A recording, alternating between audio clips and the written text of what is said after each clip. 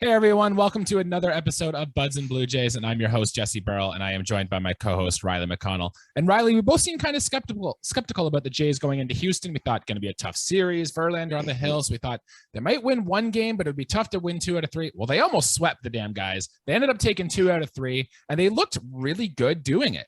Game 1, they had a 4-3 victory. They had back-to-back home runs from Santiago Espinal and Bradley Zimmer, both off Justin Verlander, by the way. A clutch 2-out double by Chapman in the 9th, led by a Jordan Romano save.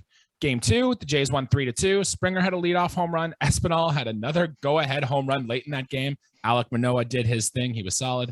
And Game 3 that took place this afternoon, Jordan Romano gave up a 2-run home run to Jeremy Pena there. The Jays had a lot of traffic on base, a lot of runners in scoring position. They had another clutch double from Espinal. Seems to be the trend here these days. And they had a 3-run bomb by Zach Collins. So, Riley, initial thoughts about the series there? Well, let's just get right into it, man. Initial thoughts. You mentioned a name about 3 or 4 times in there, and that is Santiago Espinal, man. Oh, baby. Where did this guy come from? Obviously had games last year and didn't really think too much. The question was, geez, we got to find an acquisition to replace Espinal so he's not starting these games. Now, all I can think is we got to get Espinal in the lineup every single game. He's been that good for us this year. Obviously a tremendous series in Houston, and he did it with the glove too. 2 amazing plays, grounder up the middle. Today he made a really nice snag on the ball, and then a sharp liner hit the left side of second base from Espinal's point of view, off his feet, gloved it. Beautiful play. Espinal, he's been doing it all, man. And obviously, let's just get in. You want to talk about thumbs up? There's your first thumbs up, dude. Santiago Espinal, it doesn't get any better than that performance in the last 3 games for him. I think he keeps it up, man. I don't think this is a glimmer of sheer luck. I think this is what Santiago Espinal is. Yeah, he was first star without a bullet, without a doubt going through in that series there. Not only did he hit his first 2 home runs of the series, he's been doing this since opening weekend in Texas when he's had these clutch hits. So his 2 home runs already matches his home run total he had from last year and already ties the ones he had him out in spring training. And you mentioned the defensive plays. Santiago Espinal right now is playing like a top 5 player on this team. Hell, you could even make the argument he's playing top 3 right now. And I looked this up. Santiago Espinal's average distance on contact this year, so every time he makes contact with the ball, it's traveling an average of 212 feet, which is the best on the Toronto Blue Jays and is 6th best in all of baseball. So Santiago Espinal has taken this job and he's run with it. Anytime you're a player in the 6th best percentile for any MLB player, let alone Espinal, if you're to tell me Vladdy was in that category, I wouldn't doubt it, or Bo or Springer. But we're talking about a guy who was a late roster addition last year for this team. And I know we didn't know what to think of this guy. I'll tell you what we think of this guy now, and that's Santiago Espinal has a real chance to be a star in this league. Which is amazing considering the guy we thought he was when he got him from a prospect from Boston versus how he looked last year as the soft contact guy. He's taken major improvements, and I can't wait to see what he does going forward through the season. Hopefully he can keep improving on those things. I'd love to see that, Jesse. We've talked about Espinal enough, man. What's your first thumbs? What's number 2 on the Blue Jays? It's hard to follow that up, but who do we got? Well, if Espinal is number 1, I think we have to give our bullpen performance as a whole as our second thumbs up here. In this series, our bullpen went 13 2/3 inning pitched, 2 earned runs, 11 hits. Now, a lot of those 11 hits came today, 2 walks, and 19 strikeouts for this bullpen. Adam Cimber and Jordan Romano both got saves this series. We had scoreless appearances from Trent Thornton, Jimmy Garcia, Ryan Borucki, David Phelps, even though he gave up an earned run today, but kind of weak. And then Tim Meza as well. The Blue Jays bullpen as a whole this season has a combined ERA of 2.69, which is 5th best in all the American League, which is such a relief based on last year when this bullpen was blowing games, especially really early in this season. To see that this bullpen has kind of stabled and has allowed the Jays to win all these close 1-run ball games that we've been winning so far this season. That's a tough loss. We talked about the extra inning rule. We won't get into that on this episode. Maybe we'll have, when we do at our end of the month, hour-long, whatever, of a recap, we might talk about it. But besides Romano giving up that 2-run home run, which one of them was an earned run, our bullpen was stellar. And I'll tell you what, Jesse, I cannot remember a Jays team where I have felt more comfortable watching relief pitchers come into ball games, man, because there was a time where I was just in an absolute panic. And I don't know which I could name a dozen pitchers, Jesse, doesn't matter. But I feel very comfortable with guys coming on the hill for us. And Kikuchi, not a quality start, gets pulled. We used 7 arms today. Yeah. And I felt, you know what? Yes, we gave up 8 runs in total in the ball game, but it really wasn't a bad game for pitching. Absolutely. You knew Houston was due for a big game, man. They got a good team. Mm-hmm. The fact that we took 2 out of 3 there and the bullpen really shut them down, especially in game 1 or 2, is thumbs up. Like, this Blue Jays team is firing on all cylinders. You love to see it. Riley, who's your last guy you want to give a thumbs up here to? Geez, talk about guys that we've underestimated. We didn't underestimate Espinal. I underestimated the bullpen. Another guy we both did was Zach Collins. Got to give it to him, man. Anytime you're driving in 3 runs in a game is great. I believe he had 2 hits today. Don't think he did much in game 1, but I give him the thumbs up because he's someone who's earned it, man. He's got big shoes to fill, and he's doing more than that. I don't think Danny Jansen is. I don't know how you compare the 2 as hitters. They're a lefty and a righty. We need a lefty in the lineup. Collins has performed, man, whether it be at catcher and DH. Obviously, it's a long season. We don't know how he is down the stretch at catcher, but I'm fine with him the way he's been hitting so far, man. Definitely got no gripes with Zach Collins. Yeah, he just continues to be impressive. He hit a game-tying 3-run home run today that left the bat at 104.2 miles per hour. And Zach Collins hasn't made quote-unquote weak contact on a baseball yet this year. Everything he hits has been at least league average or hard. So you love to see that, especially from a guy, your backup catcher here, that's providing depth.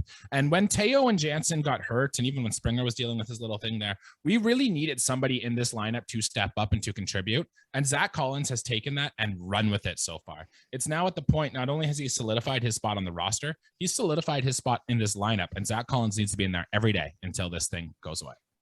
Yeah, I agree, man. He is certainly a great depth piece, man. And when you contribute offensively like that, yes, it was a loss, but 3 runs batted in, still huge, man. Still huge. Also, I just want to mention too, game 1, I thought Chapman had a great game. I thought Vladdy had a good series too.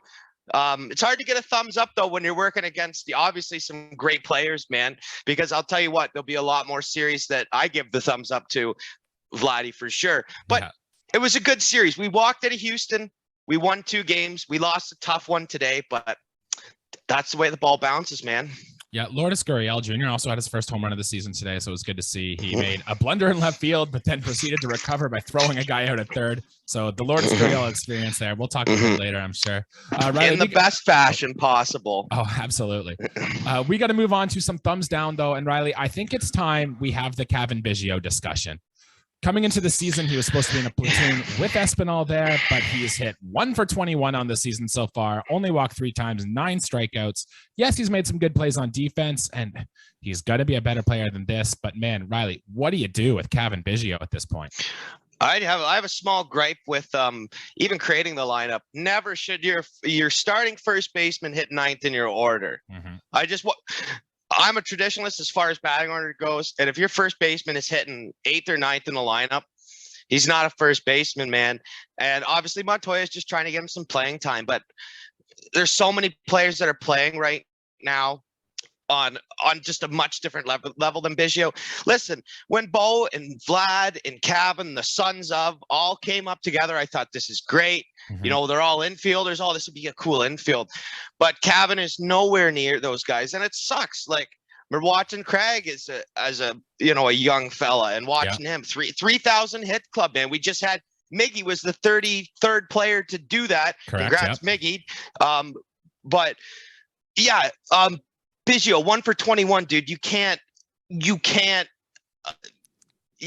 back that up. That's not good enough. Like, when you compare him to Espinal right now, they're on different planets. Yeah, Biggio's not getting the job back at second base unless there's an injury or something. And I'm almost thinking too, like, Yeah, he keeps getting in the lineup because he's versatile. He can play a bit of right field. He played first base today. You could throw him at third if you wanted to, but I really think it's time. Let's give Gosuke Kato a little bit more of a look here. We've seen what Biggio can do. Keep him on the bench. He can feel fine. And when rosters do shut down on the 2nd of May, we have to go back to 26-man rosters. I'm very worried that Kevin Biggio might be on that list back to Buffalo if he doesn't step it up here anytime soon.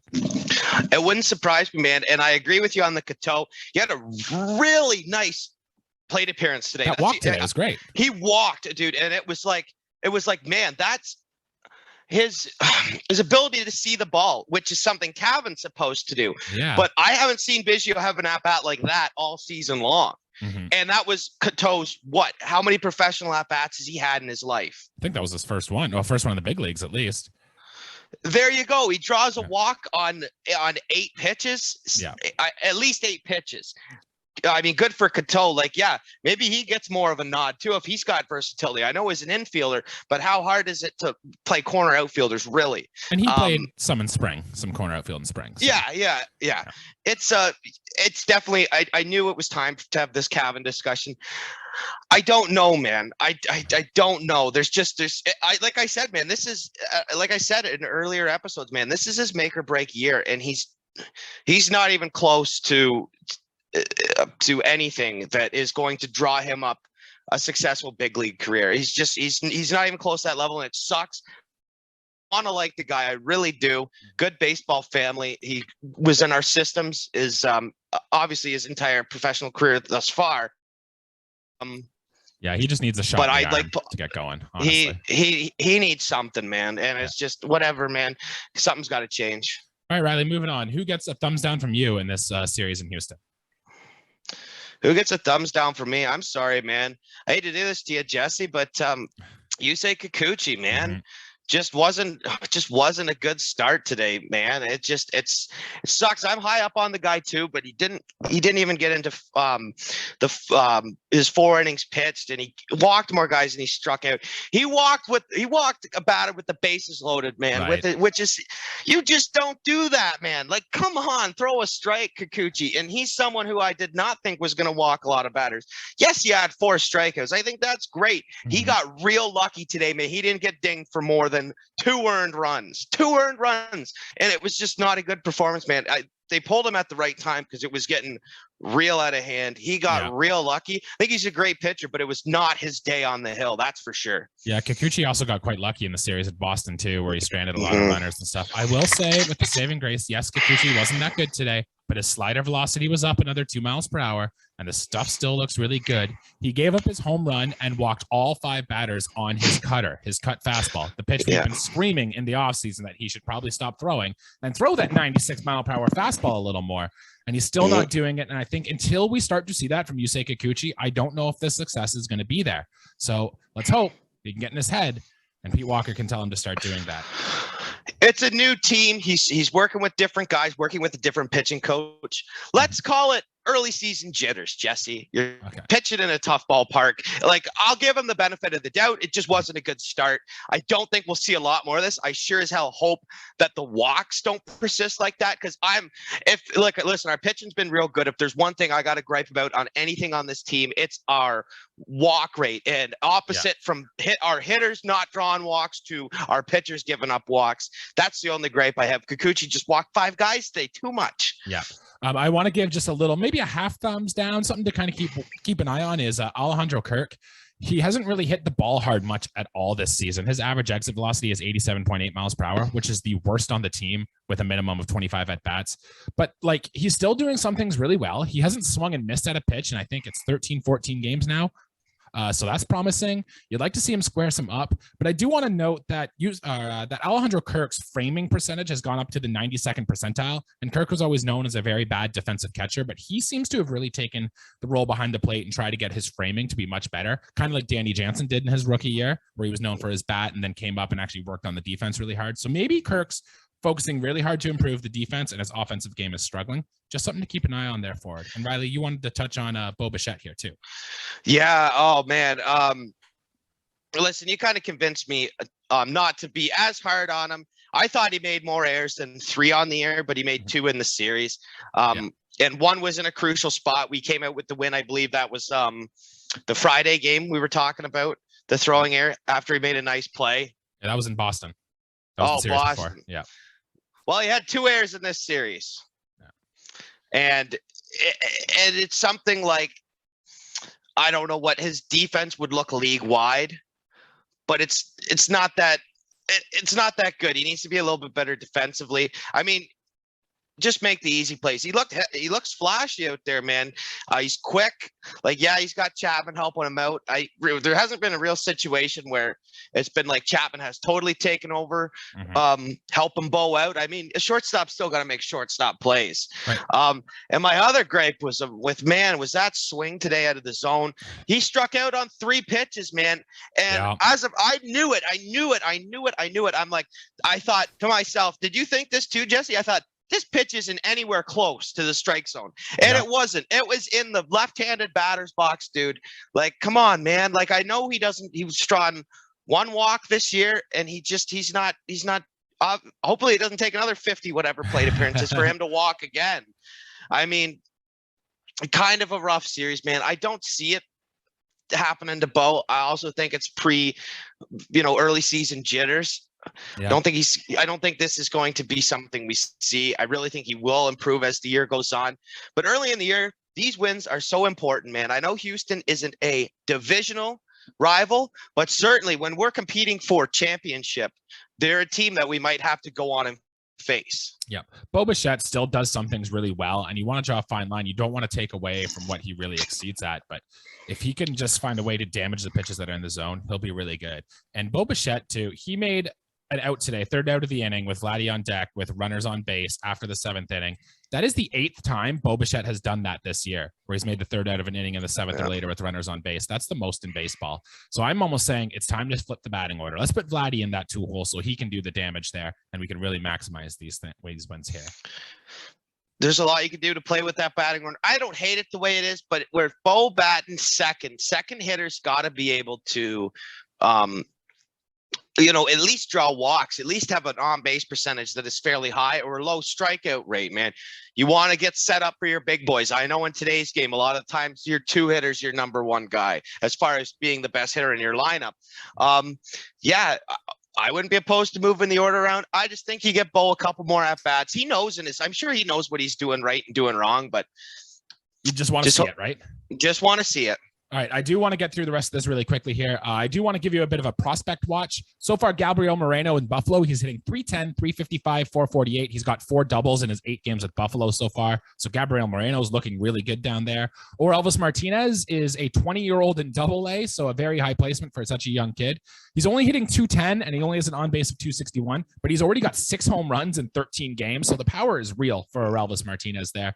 And I want to touch on a pitcher, Ricky Tiedemann, who's made 2 starts now for the Dunedin and the A-ball. He's 2-0 with a 1.20 ERA. He's pitched 15 innings. He's only given up 6 hits, and he struck out 24 batters. So in 15 innings, striking out 24 is pretty good. With the caveat, though, he has walked 10. So the command has been kind of shaky, but the stuff in general looks unhittable. So keep an eye on him. I like those numbers a lot. Those are nice to see. Otto Lopez and Jordan Groshans too just began their rehab assignments, and both of them have already hit baseballs 100 miles per hour or harder. So they'll be guys to keep in line as we come up here in the future. Riley, the Blue Jays finished their road trip there, and we're coming back home. The Blue Jays are 10-6, first place in the AL East, and we will return home to welcome in the Boston Red Sox, who are 7-9. 4 games back for a 4-game series. Jays currently ranked 16th in runs scored, where Boston's 18th, and the Jays ranked 19th in ERA, where Boston is 18th. So on paper, 2 very similar stats. Game 1 of the series looks like it's going to be Jose Barrios against Nathan Eovaldi. Game 2 will be Kevin Gausman against Nick Pivetta. Game 3 will be Ross Stripling against Michael Wacha. And Game 4 will be Alek Manoah against to be determined. It was supposed to be Tanner Houck's day, but the Red Sox don't have people who are fully vaccinated against COVID-19, so not everyone will be making the trip north to Canada here. Riley, what are you looking forward to seeing most in the series? Well, I think we're starting with Barrios Gausman. I think right off the bat, this is a real opportunity for us to collect 2 wins just like that. I mean, Eovaldi and Pivetta are really no slouches, but I think we will be able to hit them well, better than Boston's lineup can hit a good Jose Barrios. And I'll just say Kevin Gausman, as he's been thus far, Kevin Gausman has been fantastic. I'm really excited to see those guys. And as far as the last two games of the series, I hope that Manoah also has a great start as well. Obviously, you don't want to see any pitcher be real bad, but this is a real opportunity for us to capture wins against a divisional rival that is the Red Sox. I know that their record doesn't show that they're a good ball club right now, but they are a good ball club. And you know what? I was thinking split, but I think we've been playing hot baseball, man. And if we do, what I'll say is take 3 out of 4. That's my take. I think if we take 3 out of 4, we're going to put ourselves in a real good spot to start this year, Jesse. Haven't lost a series yet. The only other 4-game series we played was against the Yankees, and we split it. I really want to see Jose Barrios put it together. Like, let's go. We need to see that run of dominance that Jose Barrios can have. I also really want to see Bichette, Matt Chapman, and Alejandro Kirk really put some barrel on baseball this series. These pitchers aren't world beaters, they can go out and they should be able to hit them. So let's see those 3 guys put it together. Riley, anything else to add before we get out of here today? Yeah, I have a hunch. I know I'm high on Chapman. I haven't even mentioned his name in this episode till now. I'm thinking we go back to Toronto. I'm telling you, man, I think that this is going to be, I think this time on Friday, that'll be when we do our next episode, right? Or Thursday night. Evening, yeah. Thursday evening, I'm going to come back here, and my first thumbs up is going to be Matt Chapman. I might eat those words, but I'm saying, Jesse, I think it's time that my guy drives out a big series, and I think this is it, man. I think this is it. I think it's time. I was going to say, a little home cooking for Matt Chapman would be great. Yeah, let's see it happen, man. I'm ready, and like I said, hopefully I'm sitting here talking about Barrios too, man. I say 3 out of 4 this series. All right. Well, that'll do it for our episode here today. Thanks for watching, and make sure you like and subscribe. We just got some new thumbnails made for our videos, which I think look really sick. So feel free to check those out. Leave a comment, tell you what you think. If you're looking for some Maple Leaf content, check us out. Check out our friends over at Leafs and Lads. They're going to get you geared up for the playoff runs and hook you up all postseason. And yeah, thanks for tuning in. Thanks, guys.